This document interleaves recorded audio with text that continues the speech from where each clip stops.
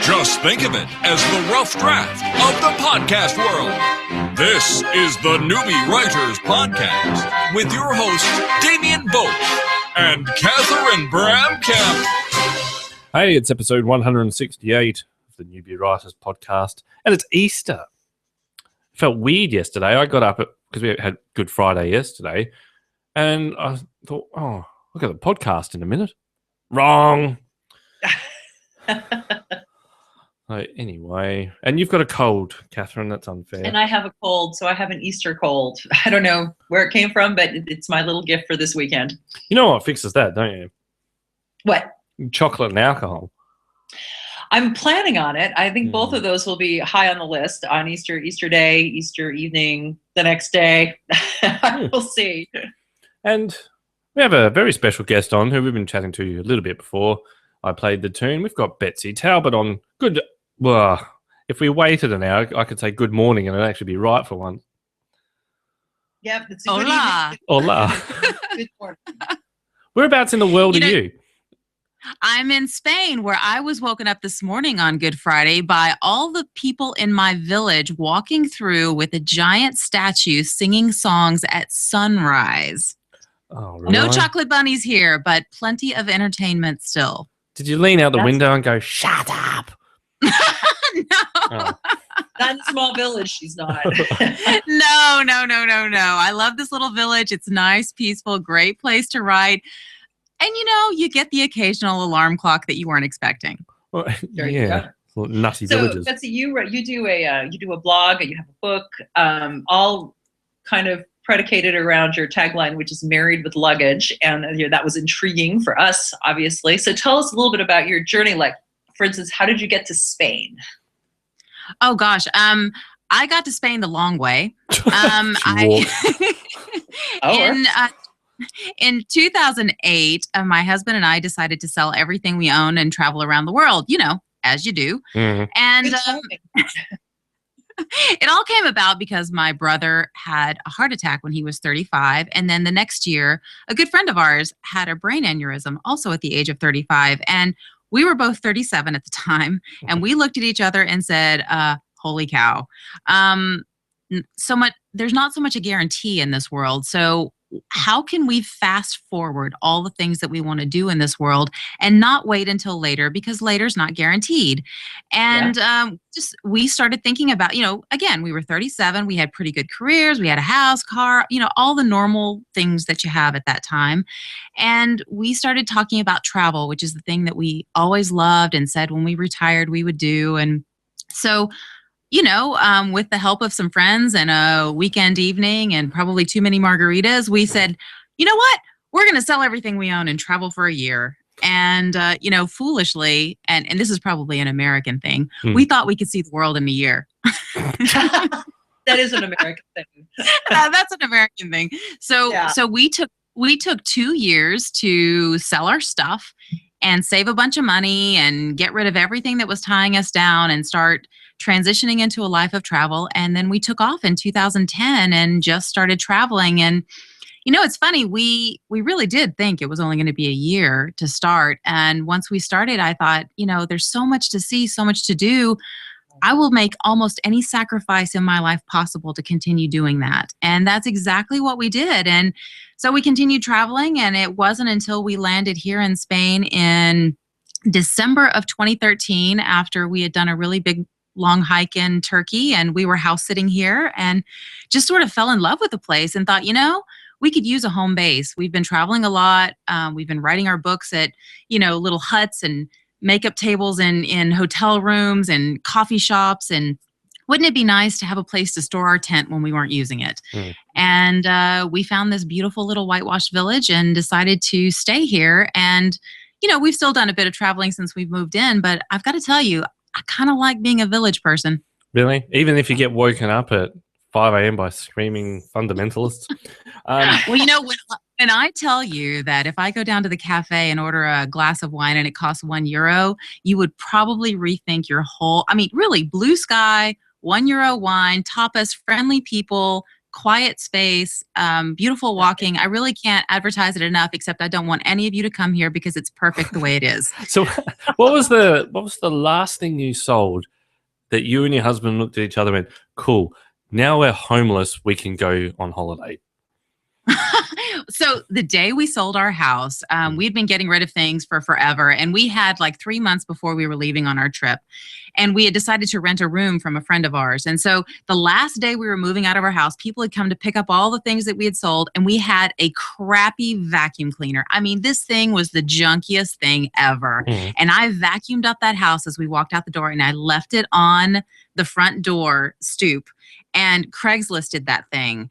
And I just said, hey, it's free. I don't even care. I don't even want any money for it. And someone came by and picked it up. And the minute that vacuum cleaner was gone, I knew that we were free. Oh, right. So you didn't get any weirdos from Craigslist going, yeah, vacuum, huh? No, the funny thing is, so again, it took us 2 years to sell all this stuff. So within that 2 years, we met, I'm not kidding, a volcanologist. Cool. A volcanologist bought my bar stools. Isn't that crazy? Yeah. And we told her our first destination was Ecuador. And she started telling us about all the volcanoes in Ecuador. And I thought, oh my God, we have a volcanologist, an official volcanologist for our blog. Who can say that? Really? Yeah, well, I'm pleased to know we know a lawyer. That's always handy. Especially around this time of year, because I'm probably going to get some hate mail.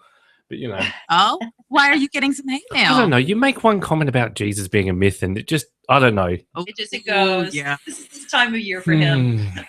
This know. and Christmas. Can't help myself. It's a real problem. It's a disease. You should have another piece of chocolate. Oh, well, it's only 8 o'clock in the morning. Oh, you can have chocolate for breakfast. Everybody knows that. I may do occasionally. That's another disease I have. I don't think there's anything wrong with that. It actually aids the creative process. I believe that's scientifically proven. I agree with you. You show me a science report that it does that, and then I'll... As soon as we write it, we'll hand it over to you. Thanks. I'll find it on the internet. If it's on the internet, it must be true. This is right. It's on Huffington Post. This is perfect.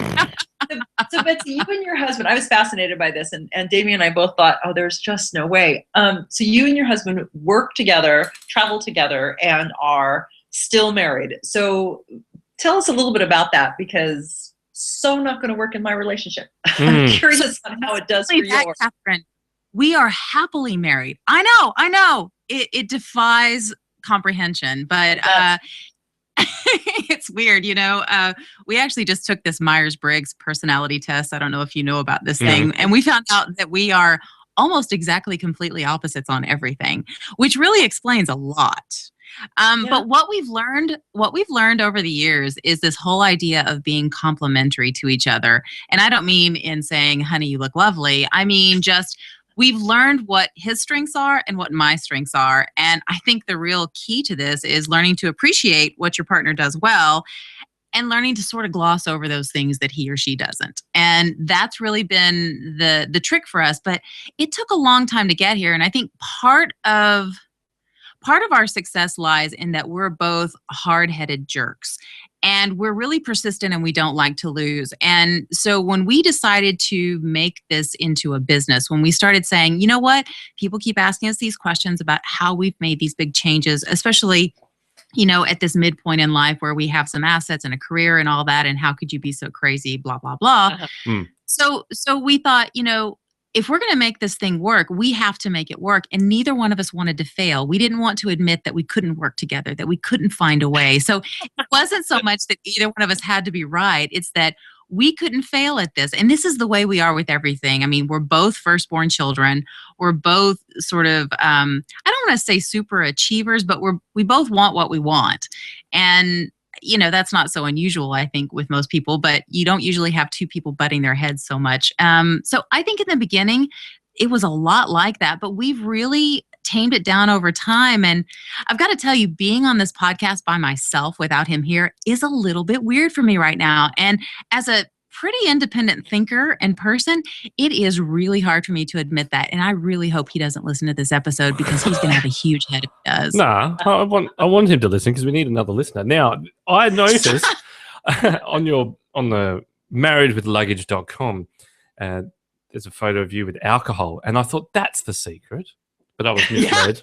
You know, the thing is, we're both very curious people. And that, I think, is our biggest bond together. We're both really curious about the world and about experiences and trying new things. We try new things all the time. We call it the living lab because we're always doing something or not doing something, which is also an experiment. But anyway, the thing that we both really love is good food and wine. And we also love hiking. And that's really the only way to balance out that really good love of food and wine, or we would be, we would be impossible to move. But yeah, Spain, one of the big draws for us to come to Spain is that the food is very good here. The wine is very good here. And it's very much a part of a lifestyle, which I love.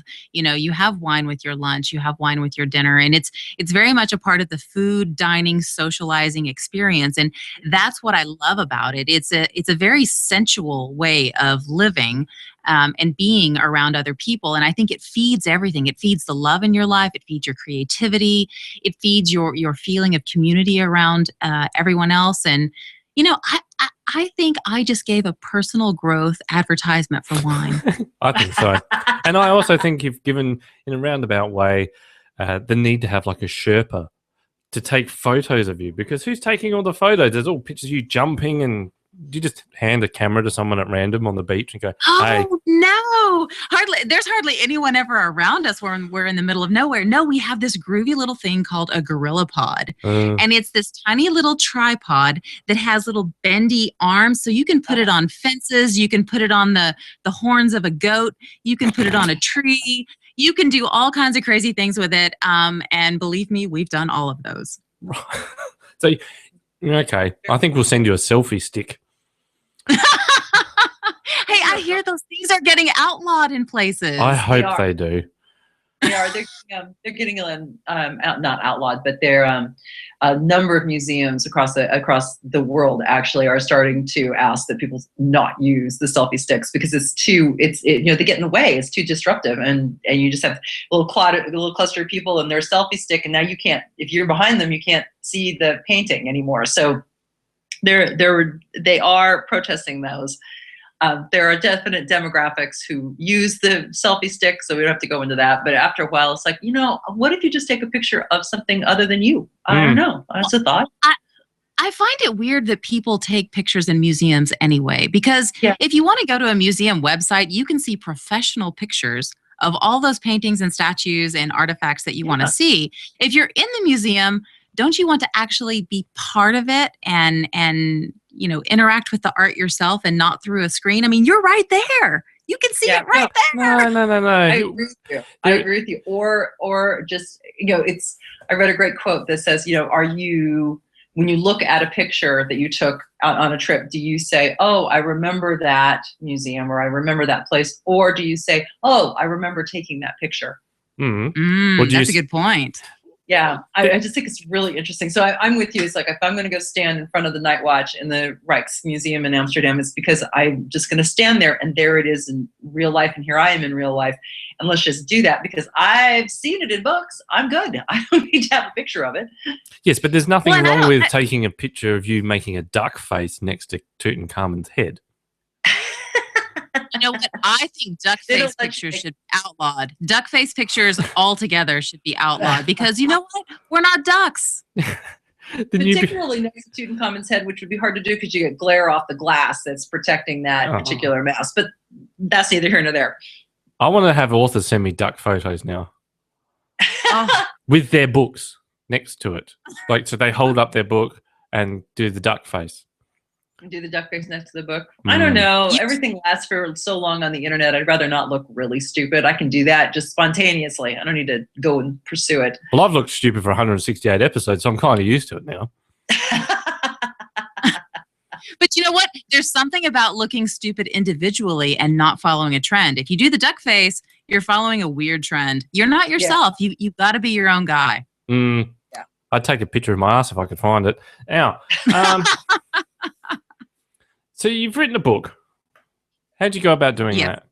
Did you argue over, who gets to write what?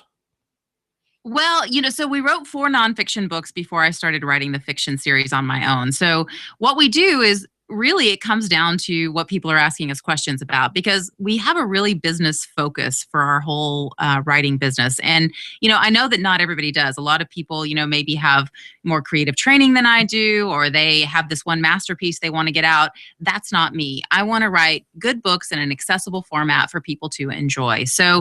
So what we do is we take the questions that people ask us, how did you make this happen? What were the biggest struggles? How did you find the money? How do you not kill each other while you're together 24/7? Those really kind of important questions.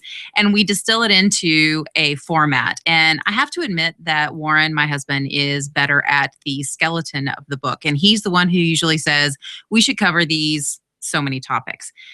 Once we put that format together, I'm the one who actually does the writing of it. And then every day when I read it to him, he tears it apart like he doesn't even know me, and he hates my guts and wants me to die. And I curl up in a corner and I cry for a little bit, and then I come back out swinging, and then we finally duke it out and figure out what we're actually going to keep and what's going to go away. And then we go to bed, wake up the next day, and start it all over again until the thing gets finished. Right. How are you not divorced? Have you ever... Look, I was fine. The reason why I'm curious about this, we went away and did a family trip a while back, and I tell you, by the end of it, I wanted to become a statistic on something. Divorce, murder, prison system, I don't know, but it was horrendous. I lost my train of thought now because I was thinking about going into prison. Because you did something that made you a statistic. Yeah, because I started to rant. So I travel with my husband, and it's all beautiful. Love spending time with him. We can remodel together. We can have very reasonable conversations. We would never be able to have a conversation about my writing. He doesn't even read what I write, because that just works better for the relationship. And we cannot have a real job together, because we wouldn't be able to be partners in a business. We did that for 6-7 years, and towards the end of it, he said, we both agreed that, yeah, I think you need your own sphere over there, and I need my own sphere, in another city. That's going to work better for us. So I'm just fascinated that you can, that he can rip apart your work and then you come back swinging, because I don't think I would survive that.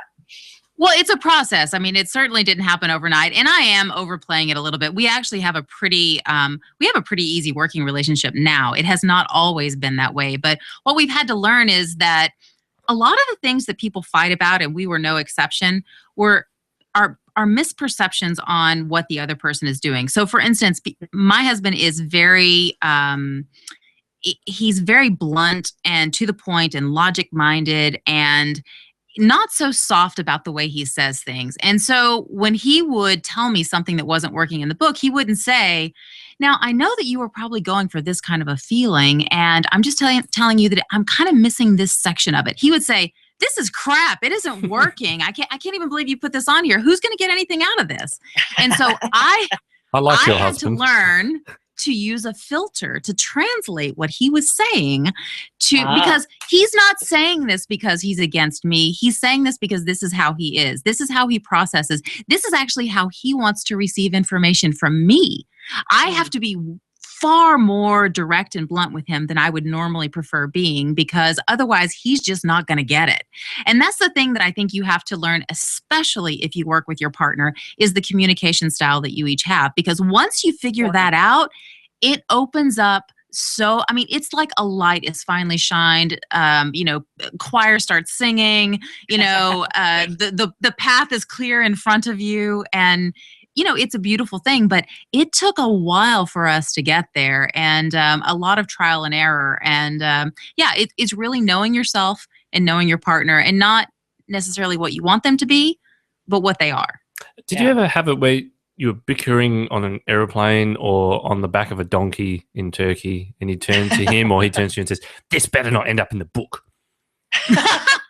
I'll tell you one thing. This is so funny. We were in Scotland, in Edinburgh, and we rented an apartment, and we were there for about 6 weeks. And we decided that we were going to do this walk called the Waters of Leith. So you take the bus out 12 miles out of town. Mm-hmm. And you get dropped off in this beautiful leafy suburb area, and you go on this beautiful path outside, away from the road, and squirrels playing, dogs and cats jumping, beautiful everything. We stop about I don't know, 5 minutes in, and we made a little video for our website. And the minute we hit off on the video camera, we got into one of the biggest fights we've ever had in our lives. Oh. And here we were, 11.75 miles away from our destination. One of us had the key to the apartment and the food for the day. The other one had the money. Ooh. We couldn't split up. And it was, at the time, I thought, you know what? I'm just going to starve. I'm just going to walk away. I don't care. I'm out of here. And, he's, of course, thinking the same thing. We had, in this beautiful, peaceful, wonderful scenario, we had this raging fight. And every time someone walked by with their dog or some peaceful walker came by, we would shut up and act like we were normal people. And then as soon as they passed by, we would rant and rave at each other again. And by the time we got back to our apartment, we had finally aired ourselves out and figured out that we could work through really crappy situations together. And it was, in hindsight, it was a good thing. In the moment, it was terrible. And you know what? I did write about it in the book. And, Warren okayed it. So I guess it all worked out. It depends on who had the money, I had the money. Oh, well, like Steve Miller says, take the money and run. Now, Food. I don't know. Exactly. And the key. Very, very, very important, the key. So, but how do you then shift? Because that's part of the reason we got you on. How do you shift from doing that nonfiction, real life reality stuff to making up crap, basically? Fiction. Well, so this is the thing, and you've probably heard this from other writers because I used to hear it all the time and I didn't believe it. But now that I know it to be true. So writing fiction, I think, is far more personal than writing about your own life. You share so many things about your life, your experience, the people you know, the way you feel about things in your characters than you ever would in just a straight how-to nonfiction kind of a thing. And what it came down to is we moved to this place in Spain and we had just published our travel memoir called Married with Luggage. And we talked about the change in our relationship over the course of this 4 years. And I started thinking, okay, well, we've written about some pretty practical subjects before, money and decluttering and things like that. This was sort of kind of our weird love story, very weird love story. Mm-hmm. And I started thinking, I think I'm done directly sharing about us in terms of I don't know what else I have left to give that's not just going to become a vanity project. We're far enough away from the time that we planned and we set up this trip. I can still talk about it, certainly, but I can't imagine further work from me coming, from those experiences. And I started thinking, I really want to talk a lot about some of the things that we've seen and done that I haven't been able to share because maybe they involved other people, or maybe I was just in a place and I had this bit of imagination about a what if scenario and there's no other way to share it. And I started thinking about that. And I also started thinking about this idea of being a woman over 40. And in some places in the world, believe it or not, I am invisible.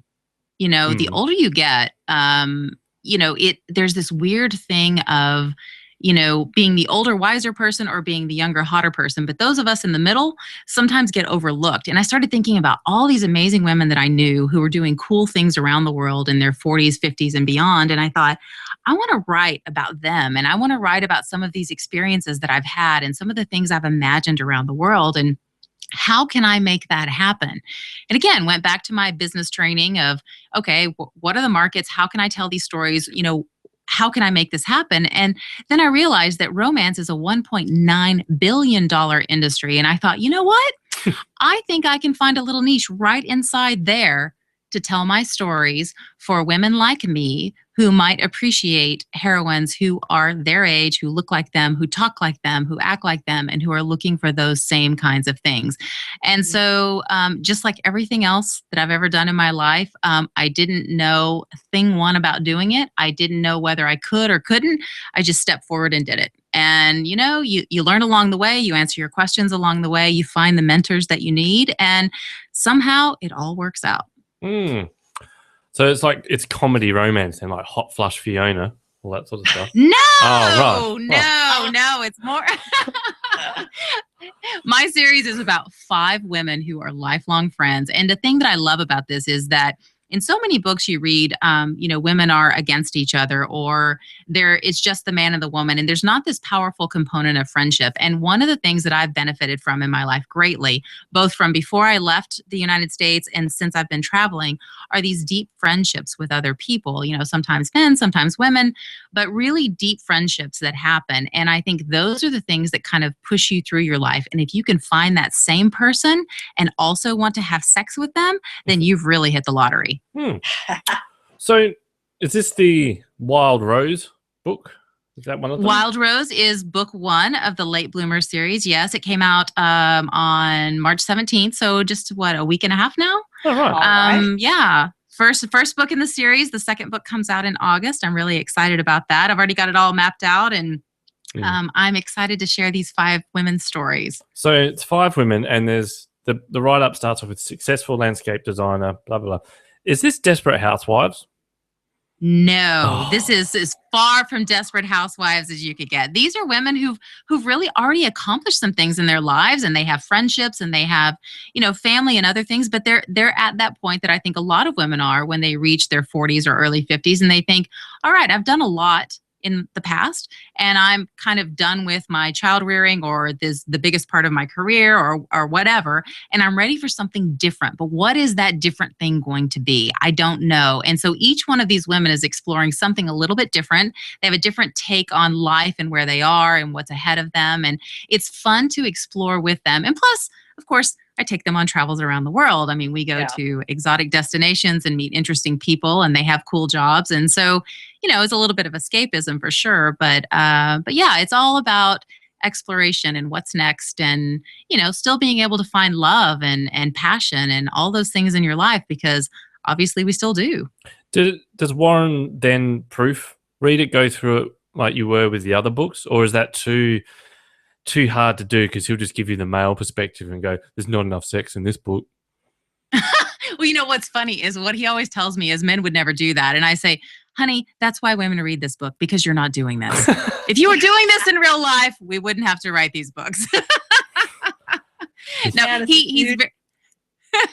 he's very supportive about the whole process, and he's basically what you would say is the manager of every project. So while I'm putting all this together, he's doing everything else behind the scenes. He's actually sort of got the unsung hero job of this whole thing. He does a lot of the behind the scenes, and he doesn't get his name on the book or anything. But yeah, he is the one who told me verbatim my first sex scene. I said, okay, you don't have to read the whole book, but I want you to read this and tell me if you think I got it right. He read my scene, and he looked up at me and he said, this sounds like robots having sex.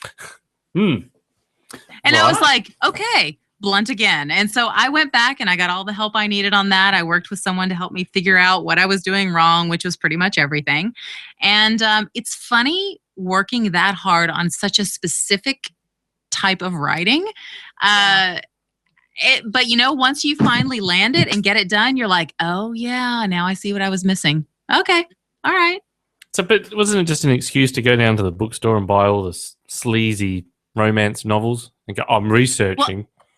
Well, I live in Spain, and there's not even a bookstore in my town in Spanish, much less English. So no, I didn't get to do that. So if you ordered it then from overseas and it comes, and then the postman's looking at you going, what are you doing? Exactly. I did have to do a lot of research, reading some things, practicing some things, whatever you have to do to kind of get the thing right is the things I do for my craft, really, the sacrifices I make for my craft. I know a lot of romance writers who say that. See, there's a strange thing. We're going to have it now. And do you mind if I have a notepad while we're doing it? Right. Then we're going to record this. Hope you're okay with that. Stop. I need to, hang on, just let me note this down. Now, that was quite good. Right. I felt the emotional connection. What happens is there's a deconstruction afterward. I don't stop anything in the process, but afterwards I say, if so-and-so did such and such, and the funny thing is Warren now he says, are you having sex with me or are you having sex with your character? Because I kind of need to know that going in. So you just lay back and go, did that rock your world? Oh, please.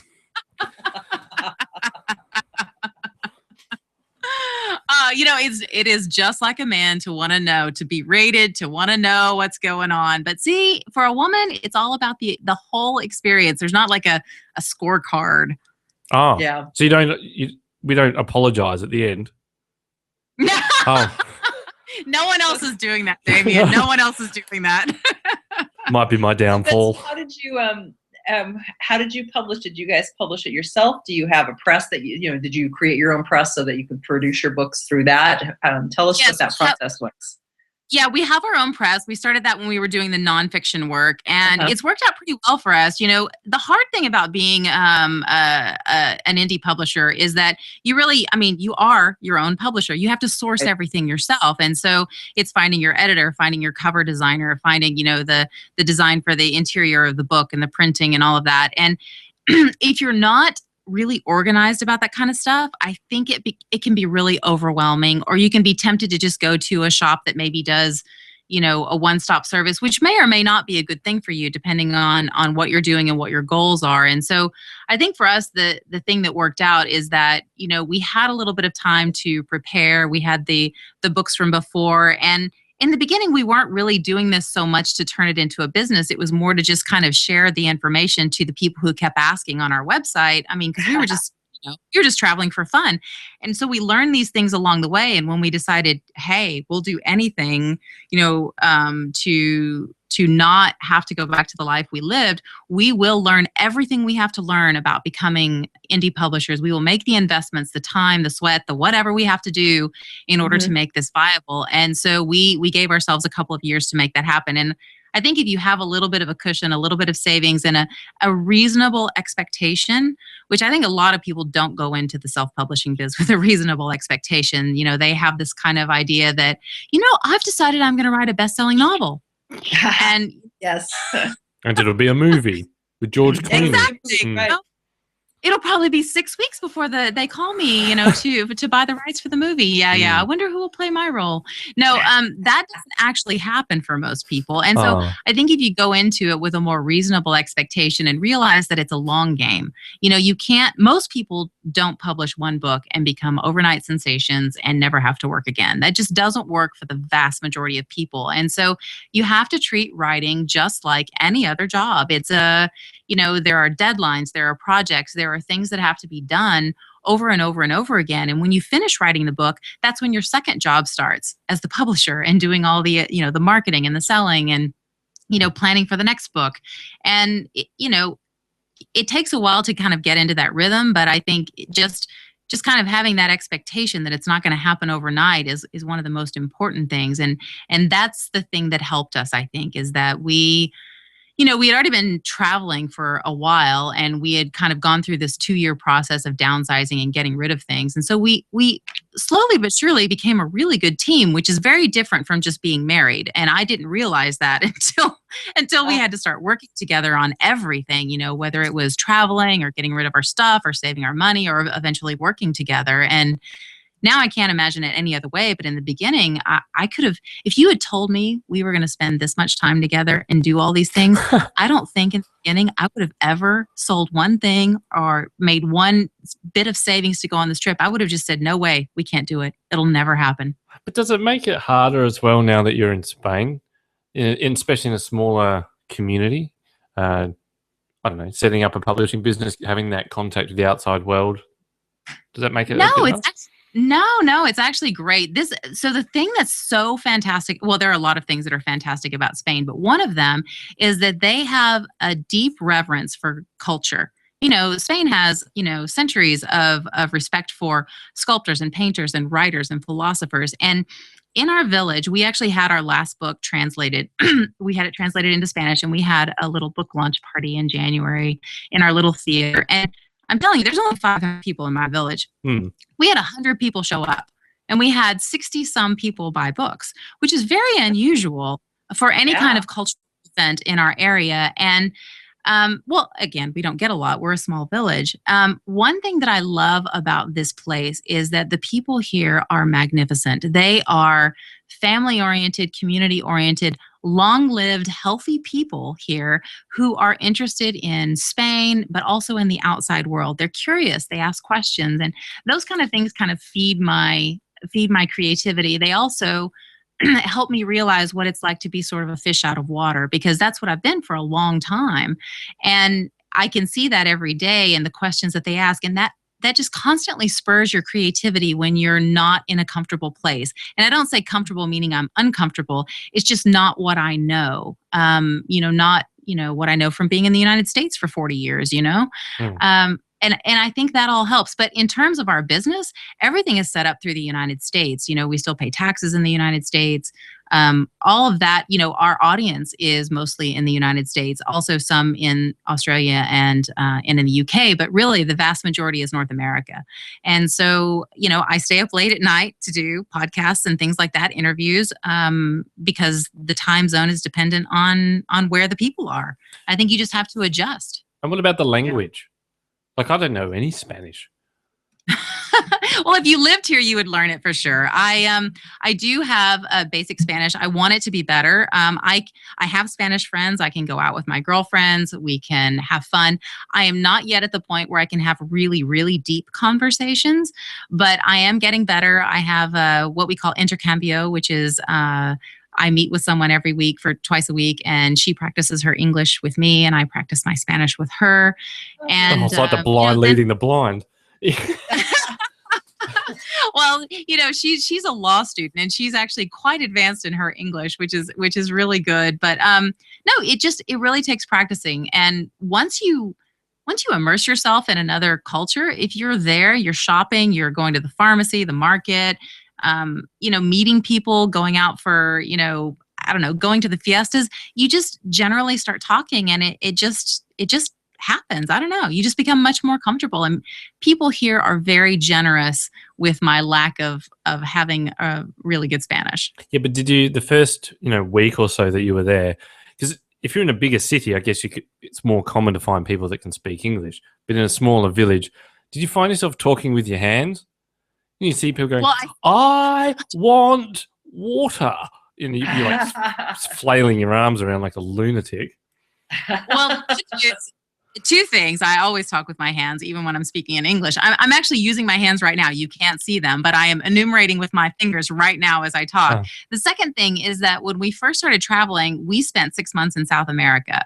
And then later on in our travels, we spent 4 months in Mexico. So my Spanish, when I say it's not fantastic, I mean, I'm not fluent, but my Spanish is pretty good. And my husband's Spanish is even better.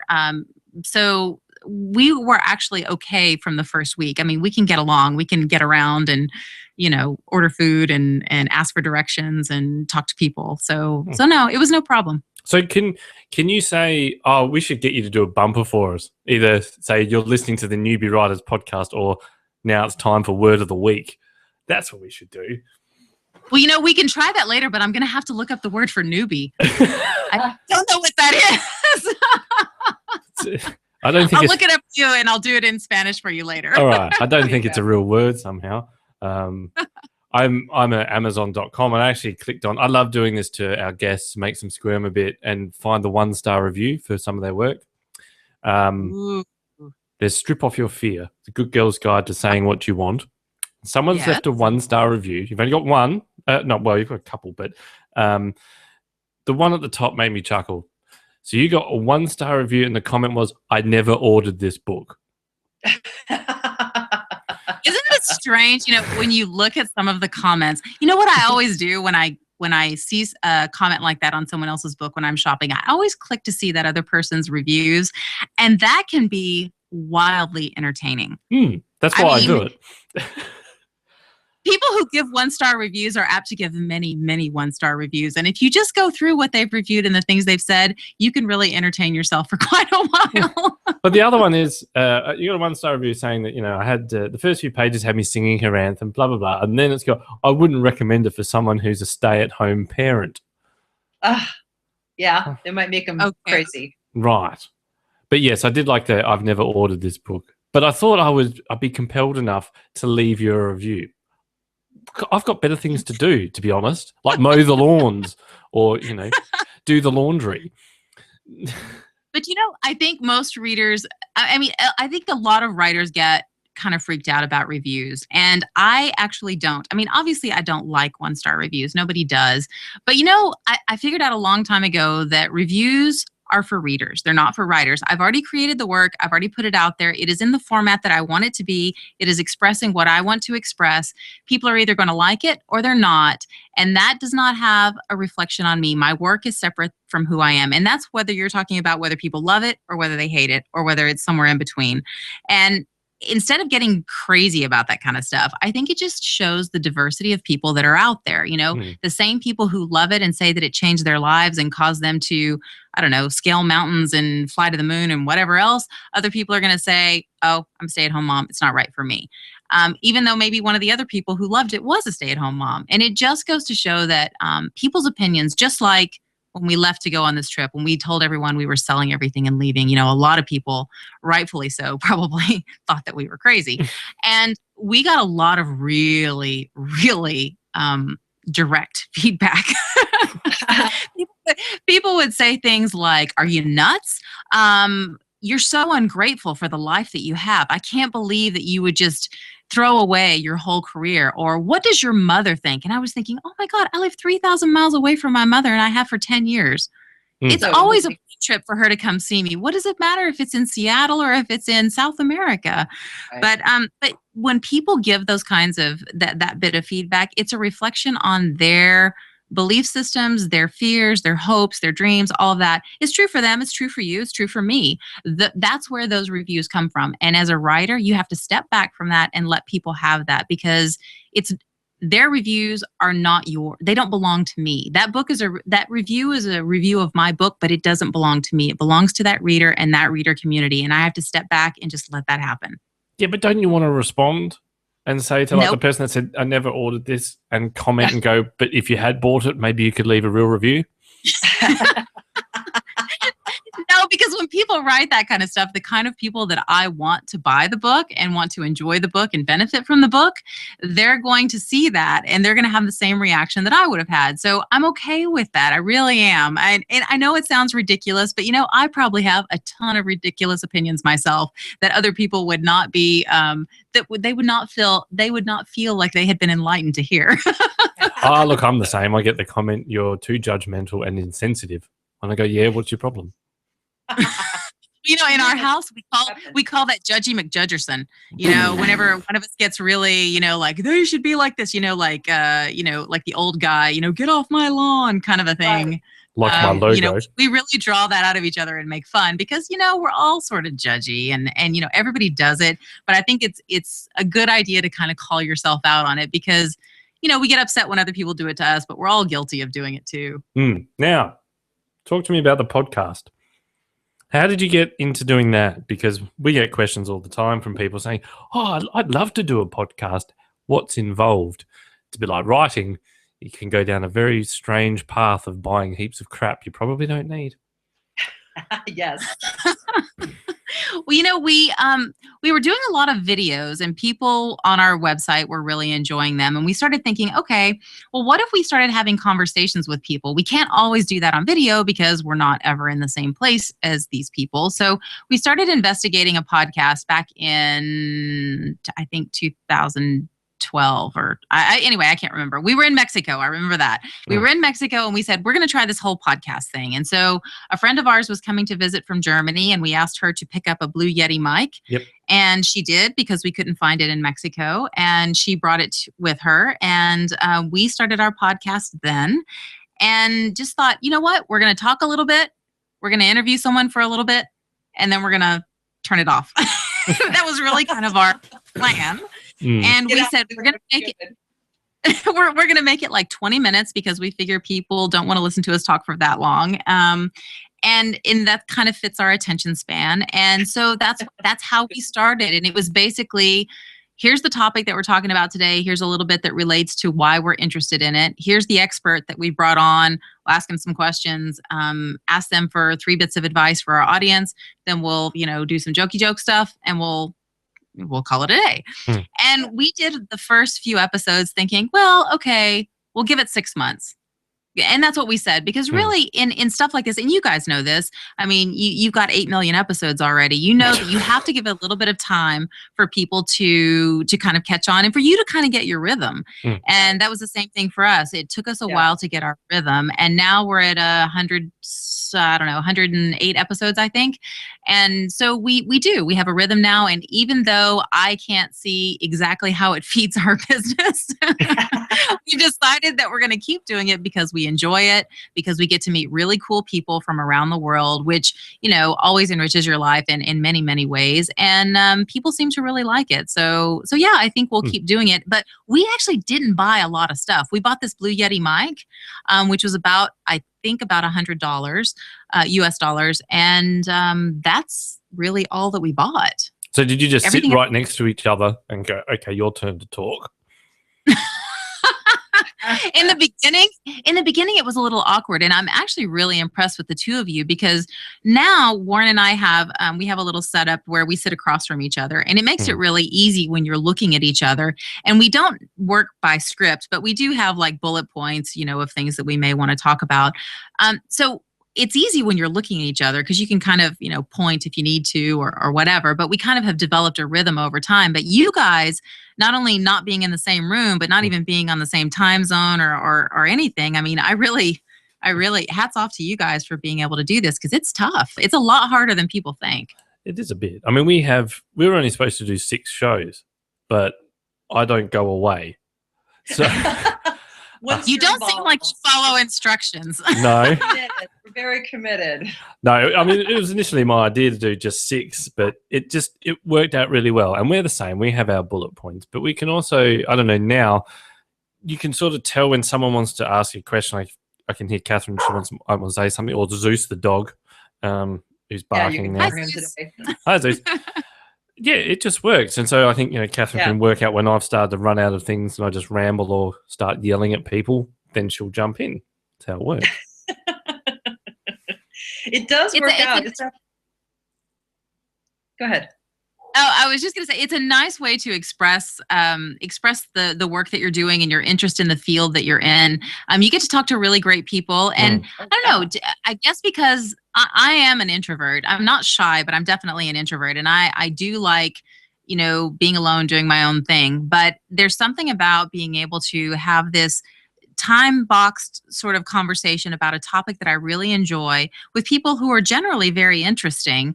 And I don't know, I feel like it really feeds my creativity and my, I don't know, kind of zest for life or whatever, in a way that sometimes regular interactions with people don't. So I don't know, maybe I'm attuned to being sort of like at a distance behind a microphone type of person. Well, we're the same. Well, I know I am, but I find, have you ever had, you don't have to name names, but you've had guests on your show where it is just not working and you're sitting there looking at Warren, rolling your eyes. I mean, we're not on video, but I can sort of Skype Catherine with I'm rolling my eyes here. Yes, exactly. I was going to say we have to resort to other expressions, but we can tell. Yeah. How do you go about dealing with that? Because you've got to try and be professional.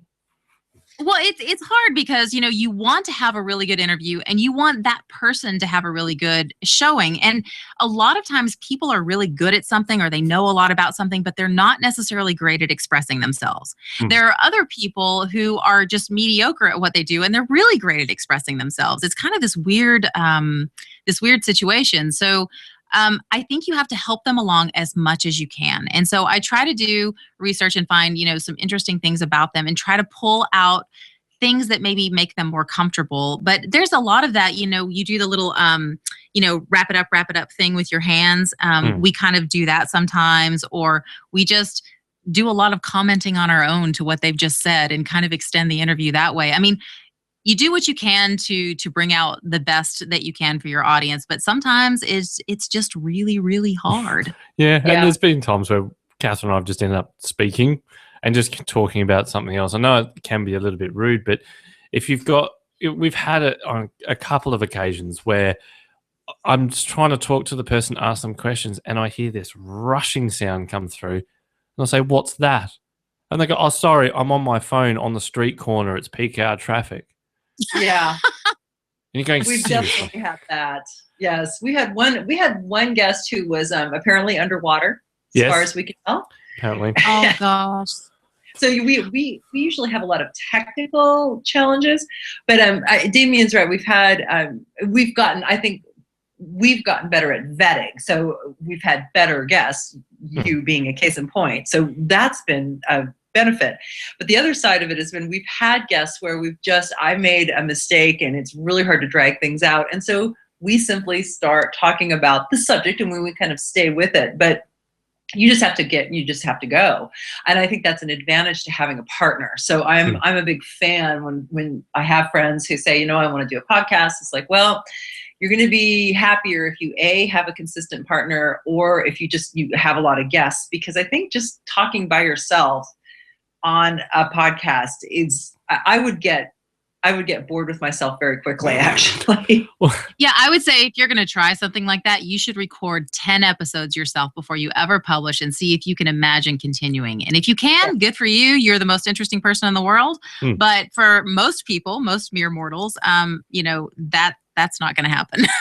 And the other thing you can do is if you know that your guest isn't very good, book them and then go on holiday, Catherine. So then... So then I'm sitting here going, awesome, these two people are giggling and not answering my questions.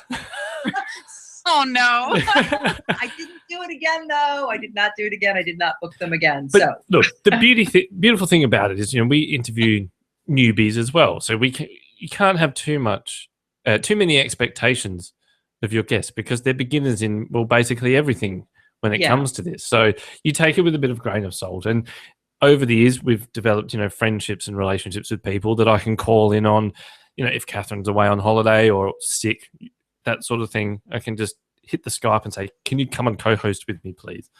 How does that work for you guys, though?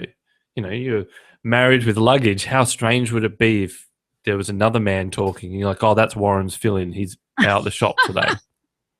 Well, there's been a couple of times when Warren has been delayed at something and he hasn't been able to get back, because we do our podcast a little bit different than you guys.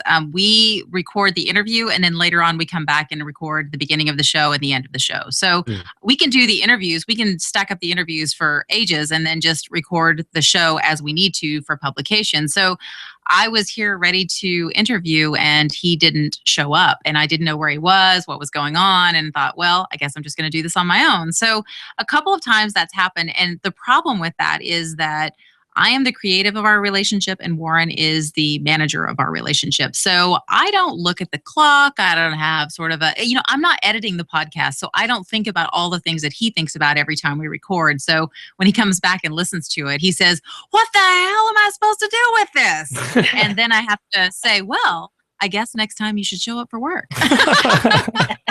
But one thing I do want to say about newbies, because that is a really good point that you made earlier about people not being prepared. This is something that I talk about all the time to new writers or people who have any kind of product that they're trying to get out there. It's really important to train yourself to talk about a couple of points related to your book. It's really important to have a short bio, a broadcast bio on your website that someone can read about you or put in an article about you. And it's just really important to have some of those things together so that you can be a good guest, so that you can have talking points and you can be interesting, because that means you'll get more gigs, you'll get more exposure and sell more books. And so it's a really small thing that could take you half a day to put together, but it's so vital for continuing to spread the message about your book and the work that you're doing. And that's why we tend to, for most of the guests, I mean, you've got a podcast, so I'm not sure if I did send them to you or not, but we have a requirements file. Like, it's a page that we came up with, and it basically says that at the end of the day, you're a guest coming on our show, so you need to be the one, I guess, to try and show yourself in the best light as best as possible. We'll be here next week. It's not a problem. And we're consistent. But if you're crackly or your mic doesn't work or if you've never used Skype before, that's your detriment, really, because it's going to sound like rubbish. So, well, and that's true. And if you're an indie publisher, if you are out there putting your books out on your own, you are responsible for that stuff. You need to set your phone up, put the video on, practice talking in front of it, practice the points that you want to get across, practice talking about your books, the description, why you wrote them.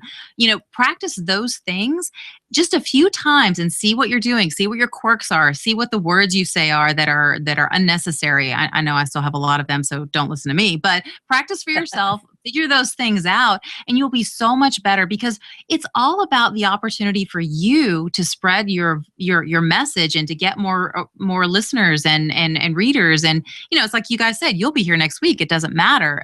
But it's really up to the author to make the most of every appearance that they have. And the ones that tend to get it are then the ones after the show that will then ask for the links to the blog post or thing. And I see them. I get shouted out on Twitter, or Catherine does, or on Facebook. You think, yeah, they get it. It's the ones that come on, they go, oh, hang on, I've just installed Skype. Be with you in a minute. You think, right, well, this is probably not going to go anywhere, but that's fine. But another really good tip is at the end of the interview, after the recording is off, a really great quality thing that you can do, whether you're the interviewer or whether you're on the other side, but especially if you're on the other side, is to ask how you can help. Is there anything that I can do for you? Is there something I can help you with, something I can promote, some connection I can make for you based on what we've talked about? What can I do for you? Because you may never have an opportunity to talk to those people again.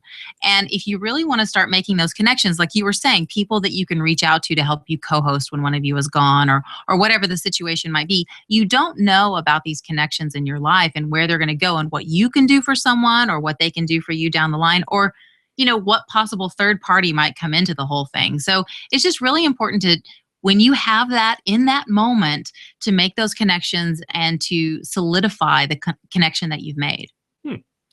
Well, we've got some things we need to do. Words of the week, that sort of stuff. And I'd like you to stick around. Where can people find you out on the internet and your books and all that sort of stuff?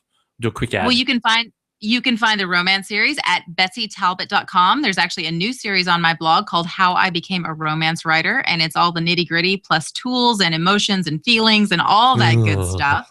And then if you're interested in the nonfiction work and the podcast, you can find that at marriedwithluggage.com. Well, there you go. Sound like you've done an ad before. I have a face for radio. So do I. Anyway. Should we do a word of the week? Let's do a word of the week. All right. Now, this came from wordsmith.org, and I don't know, this is saturnine. Sluggish, gloomy, or cold. Saturn's not really any of them. But it's perfect for how I'm feeling this afternoon, so it works out well. Right. You sound so blocked. Yes, I know. Betsy, do you do prompts? Do you sit down with a prompt if you're trying to get into the swing of writing? It's just not happening. I do. I took a class from a woman that I really like and respect, and she has all of these great writing prompts. And some of them are crazy and some of them are good, but really I usually start with just a description, what's around me, what's going on, or pick an object and talk about how it came to be in my space, in my zone of vision. And I find that something like that usually gets me into the rhythm. Yeah. Well, this week's prompt is, it's National Poetry Month, is it? Oh, God, I probably should do something. Yep. if you were to celebrate by writing a poem, what would the poem be about? So, Betsy, do you do much poetry? I do not do much poetry. No, I don't. So I am actually the worst person to ask about this. I mean, I do have a friend, I have to admit, that is a pro limerick writer. She can make a limerick on any occasion, and they are usually really bawdy and horrible. And she is actually a well-respected anesthesiologist in Britain. So it's really funny to see this very proper English woman say these terrible, horrible limericks at the drop of a hat, completely made up on the spot. And I think that is a rare gift. It is. And I'm now thinking about if I was lying on the table and she's there about to apply the anesthetic. They ask you those questions, what's your name, address? Yes. No, well, I'm from Enos. And to see if she could keep a straight face and go, "You're the man from Enos." And like, yes, I am. Yes, I am. That's good. Anyway. That's good. I don't think I would have the wherewithal to remember that was what I was supposed to do if I was about to go under. So. Yeah, but that's how my brain works. All right, let's do a tortured sentence. So the tortured sentence is all about you. You provided it this week. So do go through and I put it all down, but just read a couple of the choice pieces from this particular section of the internet. I'll play the bumper. Okay. Next time, don't put the wrong emphasis on the right syllable. Tortured sentences. Now, Betsy was mentioning about that filming that they did in, was it Scotland? And that bit actually came afterwards. I think you're right. I vaguely recall. Yeah. That's when somebody realized he didn't have the money. Yes, Warren kept the thing going, and he sent this to me and said, "Oh, here you got tortured sentence. Look, play this. This was us." Okay, no.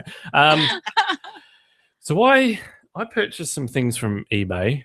I tend to do that occasionally, and I got a bizarre email come through. Now, normally you get it's been shipped out, which I always find strange because you buy it on a Sunday at 9 o'clock at night, and all of a sudden, magically, it's been shipped to you.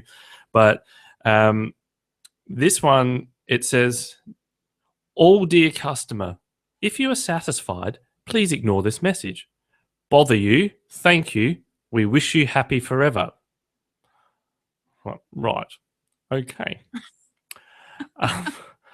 So then it goes on to say, in order to improve our service, etc., due to various factors, or we will best to meet your requirements. If you have any better suggestion or demand, your satisfaction is our best happiness. We wish you a lifetime of happiness.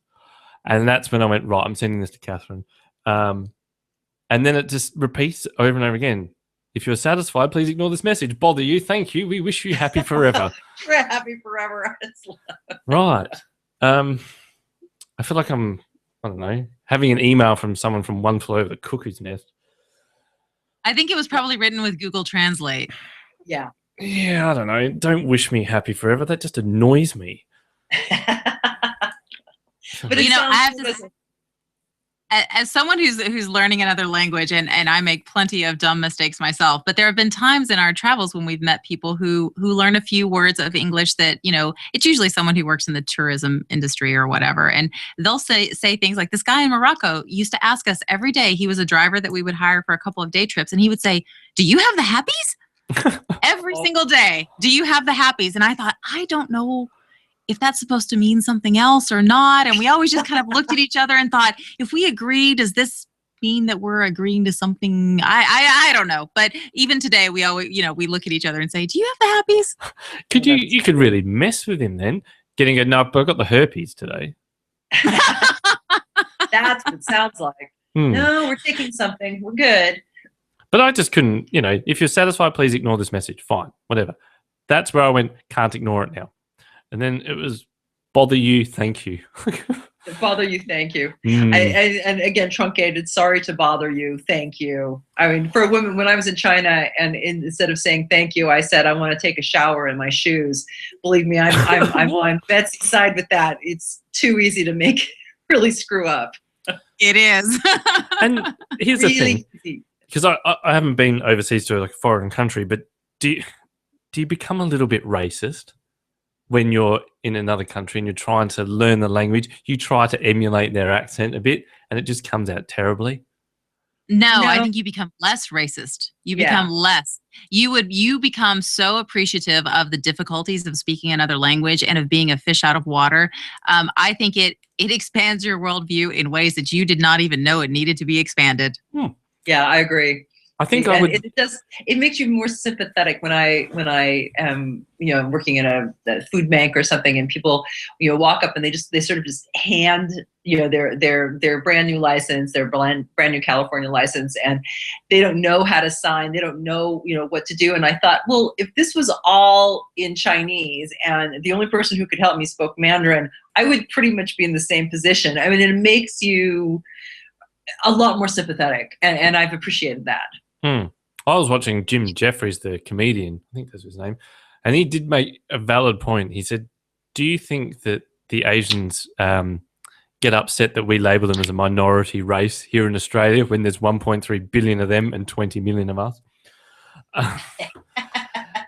Welcome to welcome to California, where we're numbered now. I think I would just become more Australian. I hate the Australian accent, but I think if I was in another country, all of a sudden the g'day mate would come out more than I'd want.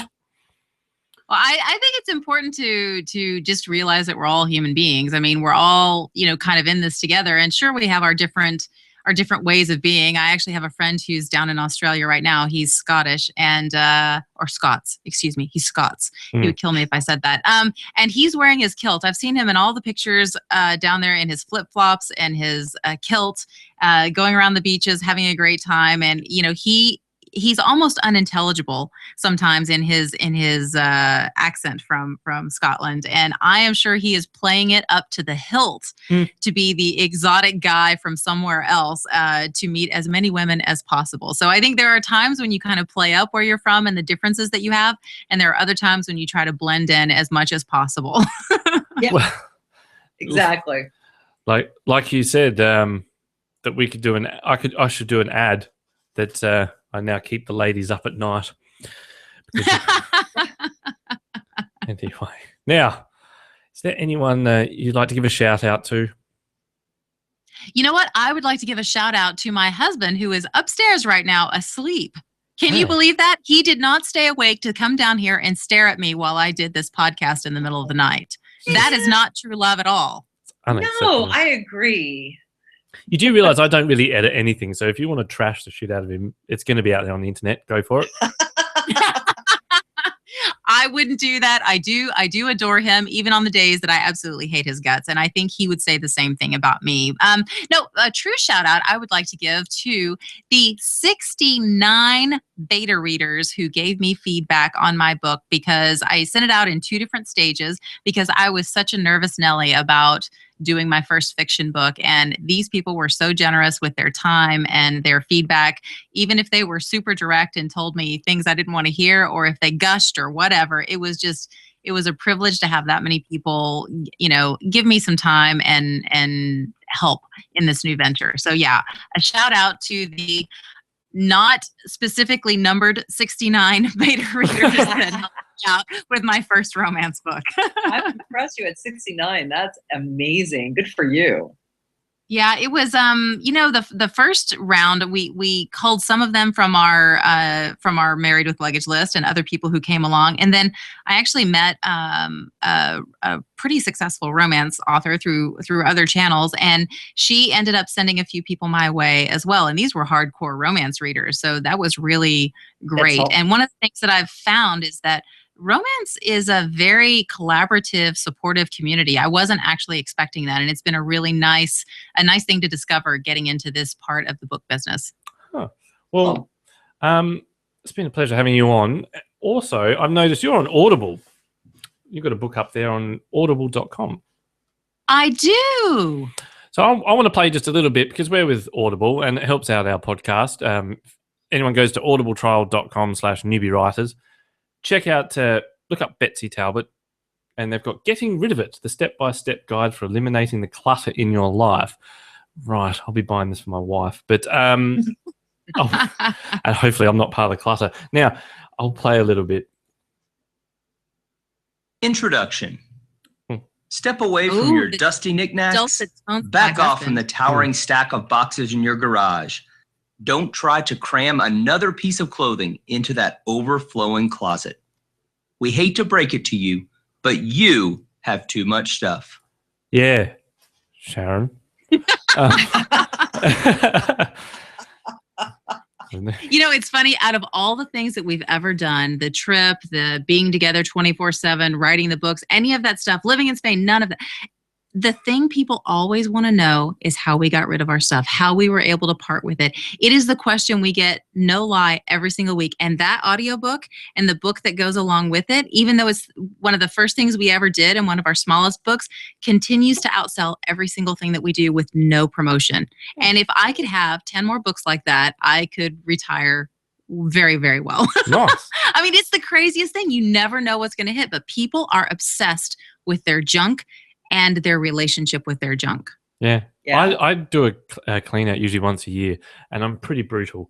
So I'll hire a big skip bin and just dump heaps of stuff. And people say, what are you dumping that for? It's like, well, my rule is if I haven't used it in 6 months to a year, probably not going to use it in another 6 months. So we're consumers. We'll just, if I need something, then I just go out and buy it. There's no point holding on to that old tape deck that you've had for 12 years because you never know when you're going to play that mixtape from 1994.